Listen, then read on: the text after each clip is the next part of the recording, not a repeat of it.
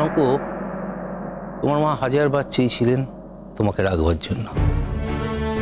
যদি এই কথাগুলো পুরনো, তুমিও যেমন জানো এগুলো, আমিও জানি, কিন্তু আজকে এতদিন বাদে আবার এই কথাগুলো নিয়ে যখন উঠেছে, তখন আমি আর না বলে থাকতে পারছি না।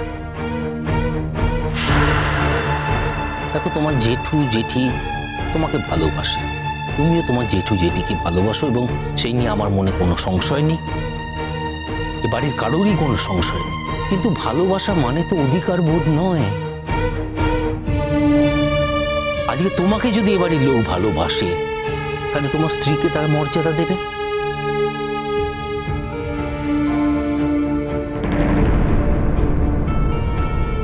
আর বৌদি যদি এটা মনে করে মোহরকে সে কিছুতেই মেনে নেবে না, এবং অন্য একটা মেয়েকে মোহরের জায়গায় নিয়ে এসে মোহরের সমস্ত আনন্দ সুখ সেগুলো সব কেড়ে নেবে, তাহলে I am the last person. আমি কিন্তু এটা মেনে নেব না।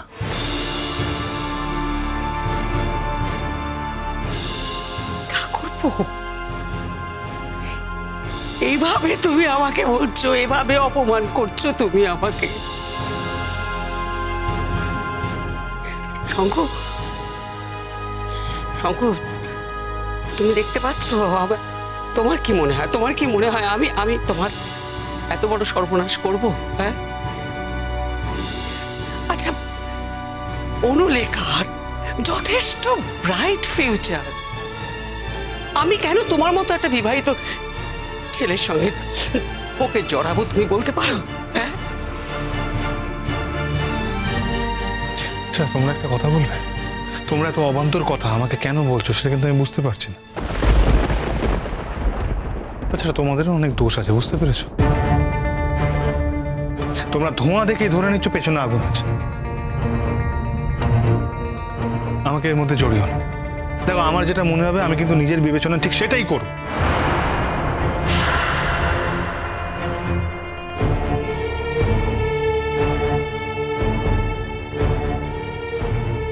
সেটা করতে তোমাকে বাধা দেওয়া হয়নি, তুমি তো সেটাই করেছো। শুধু দেখা গেছে সেটা করতে গিয়ে তোমার কিছু কিছু জায়গায় ভুল হয়ে গেছে, তুমি প্রপারলি কমিউনিকেট করতে পারো, আর সেই জন্যই আমি তোমাকে ভুল বুঝেছি। হ্যাঁ হ্যাঁ, আমি তোমাকে ভুল বুঝেছিলাম। আমি যদি দেখি সর্বক্ষণ একটা মেয়ে আমাদের স্বামী স্ত্রীর সম্পর্কের মধ্যে হানা দিচ্ছে, তাহলে ভুল বোঝাটাই স্বাভাবিক। আবার আমি এটাও বলছি, আমি ভুল বুঝিনি, আমি ঠিকই বুঝেছিলাম, কিন্তু আমি তো সেটার জন্য তোমাকে কোনো দোষারোপ করছি না। আমি যদি দেখি একটা মেয়ে পড়াশোনা করতে এসে সবসময় অন্য কোনো বিষয় নিয়ে মাথা ঘামাচ্ছে, তাহলে সন্দেহ হয় বই কি। সেদিন আমার জন্মদিনের দিন এই বাড়ির থেকে অনেকেই যায়, কিন্তু অনুলেখা দিয়ে গিয়েছিল। কলেজে আমার বার্থডে সেলিব্রেট করার পরেও অনুলেখা দিয়ে আমার দিদির বাড়িতে বার্থডে সেলিব্রেট করতে গিয়েছিল। কেন গেছে? কারণ শঙ্কর সঙ্গ পাবে বলে। আপনারা যদি ভাবেন এসব আমি কিছুই বুঝি না, তা কিন্তু নয়। আসলে আমি গুরুত্ব দিই না, কারণ আমার স্বামীর ওপর আমার পূর্ণ বিশ্বাস আছে।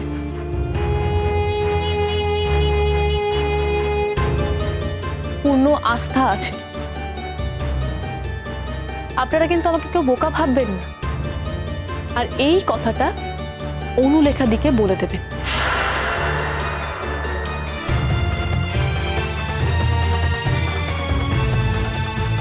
শঙ্কর, আমার তো বেশিক্ষণ থাকার সময় নেই, তুমি কি অনুলেখাদির জন্য ওয়েট করবে? না না না, আমি ওয়েট করতে পারবো না। ও যদি ইতিপূর্বে টাইমের মধ্যে চলে আসতে তাহলে ভালো হতো। যখন থাকতেই পারেনি তখন আমি আলাদা করে ওয়েট করতে পারবো না। ইনফ্যাক্ট আমাকেও কলেজে যেতে হবে, তোমাকে ওই বাড়িতে ড্রপ করতে হবে। হ্যাঁ, যদি ওর একান্ত দরকার থাকে তাহলে আমি তো কলেজেই থাকবো, কলেজে আমার সাথে যোগাযোগ করে নেই, তখন দেখা যাবে।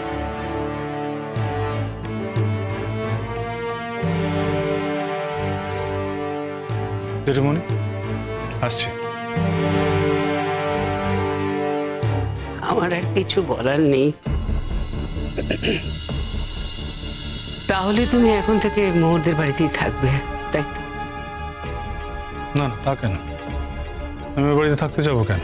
তবে হ্যাঁ, এখন এত বড় একটা দুর্যোগ হয়েছে ওদের বাড়িতে, এত বড় একটা দুর্ঘটনা ঘটে গেছে, এখন আমি ওদেরকে একা ফেলে কি করে চলে আসি?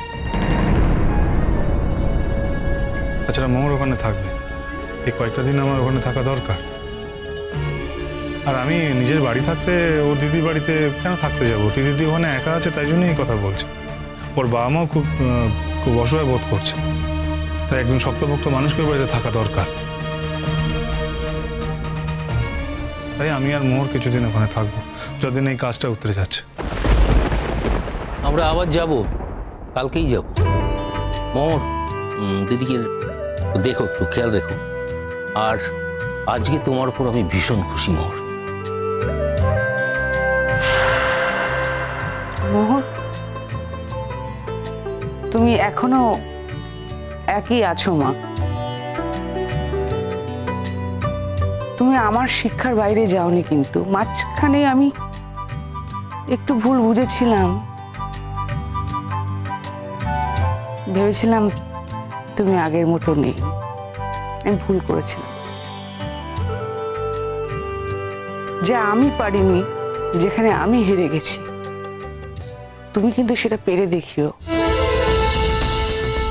মোহর, আমার মতো তোমায় যেন কেউ কেউ স্বামী হারা, সংসার হারা না করতে পারে মা।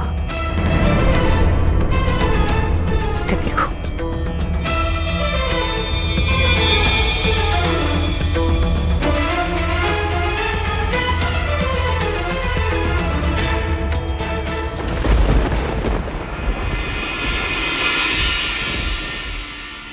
আজ না হোক কাল তিতিরের সঙ্গে তো আমার জীবনটা বাধা হতে চলেছে একসঙ্গে।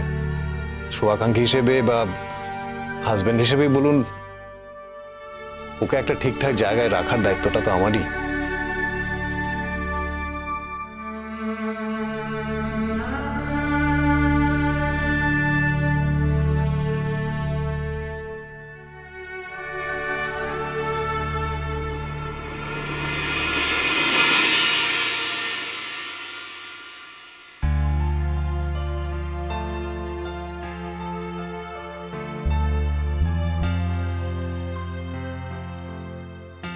শোন না মা, চল তোকে নিয়ে জলপাইগুড়ি চলে যাই।